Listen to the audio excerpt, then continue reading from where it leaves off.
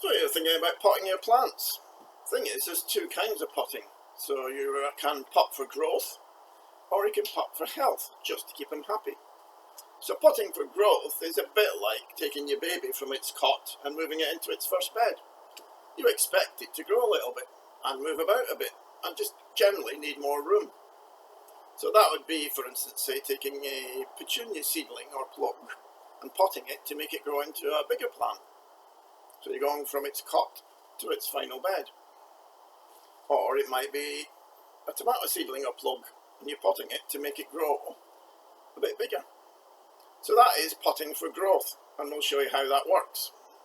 The second type of potting is just for health. So you've got a plant that you can't move into a bigger pot. It's basically as big as you want it to be. How do you keep it healthy? Well, this is like an adult. You're not expecting it to grow any bigger. You just want to give it enough food to keep it happy. But just giving it food's not enough. You actually need the roots to be constantly growing.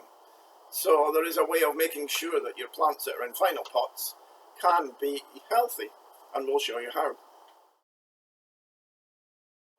Do I actually need to pot my plants? They will carry on growing in the same pot as long as you feed and water them. A picture here of a conifer. One is 1 year older than the other. You can see it's quite tall and it's grown. It is fairly unstable, the slightest breeze and it'll fall over. But I think you can see it has actually grown. Eventually it will slow down because it will run out of compost and food. It will still maintain its growth and it will still look alright, but it will start growing more and more slowly. So part of the reason that we pot plants is to encourage them to grow. So if you move a small plant into a big pot, it will grow.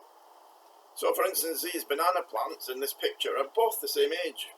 One has been left in its original pot and one has been moved into a bigger pot, so it has more room for the roots to grow, more compost to take up moisture. So eventually it just grows bigger and bigger. And it's also the same with this. So here we have a Chili Apache, which is still in its plug. And this one is the same age as this one. So by holding it in its plug and reducing the amount of root that can grow, it has stayed quite small. But by moving it into a big pot, you can see that it has grown about 4 or 5 times the size. So sometimes we pot just to make things grow faster. The other reason that we pot plants is to encourage new roots. Not all roots are the same. So the root tips, which is the bit of the root that's actively growing, is the part that does all the work. So you really need to maximise the amount of root tips that you can get. So root tips are forming at the end of the roots. They may come out from an old root, but as a new root tip. And as I say, they do most of the work. If you have no root tips, your plant isn't really growing.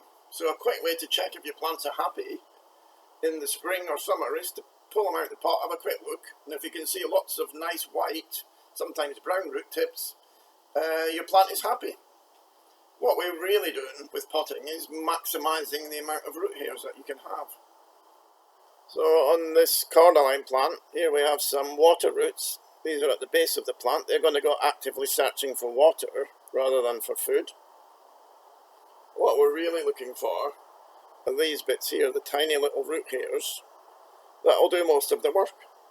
And you'll find that a lot of the root hairs are at the top of the pot. And this is a bit that we'll show you later on. When you're maintaining the health of your plant, you need to encourage these root hairs.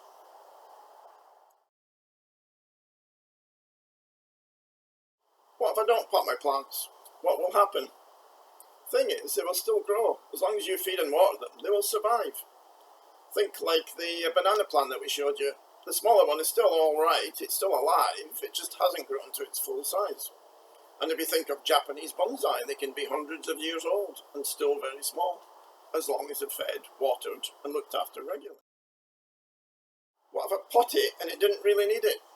Well, most times it'll just grow bigger. That might affect the flowering. Some plants need to be root bound to flower.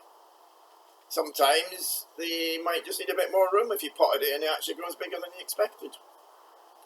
There are some plants that like to be root bound or kept dry, so if you accidentally pot them into a bigger pot, you just need to be a bit more careful with your watering. So say something like a cactus. If you put a cactus in a very big pot, it will still grow, but you have to be extra careful with your watering because it could very easily get too wet and take ages to dry out. So not a lot can go wrong with potting. If you don't do it, your plant will still grow. And if you do it and the plant didn't need it, it'll still grow. Plants are very adaptable. Potting plants? Is it difficult? You would think so. Reading some of the online information, you'd think it was really difficult. But there are millions of plants potted every year in the UK, and none of them have any problems. So part of the problem is conflicting advice on the internet, and gardening books and programs.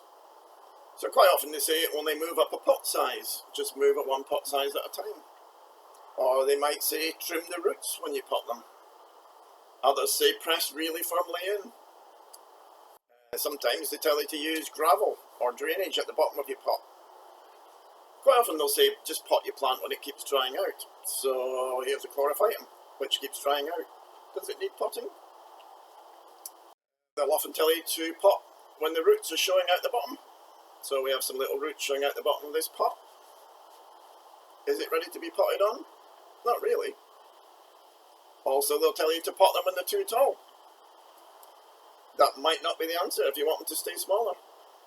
Or they'll tell you to pot them when they slow down and grow really slowly. Again, that depends on the plant. None of that advice is wrong. It's just applying hard and fast rules to every plant. All the plants are different. Really, you should ask the plant what it wants. The worst place probably is the internet. If you go on the internet and then see about potting plants, they almost immediately show you a chlorophytum with what they call root bound. So they would say this is root bound. But that's what chlorophytum always look like. These big fat roots are water roots. They're supposed to be there and they're supposed to look like that. There's absolutely no reason to pot this chlorophytum on, unless you want it to grow bigger. If you want to stay the same size but healthy, you don't need to pot it on. So that's why potting needs to be split into two things, for growth or just for maintaining health.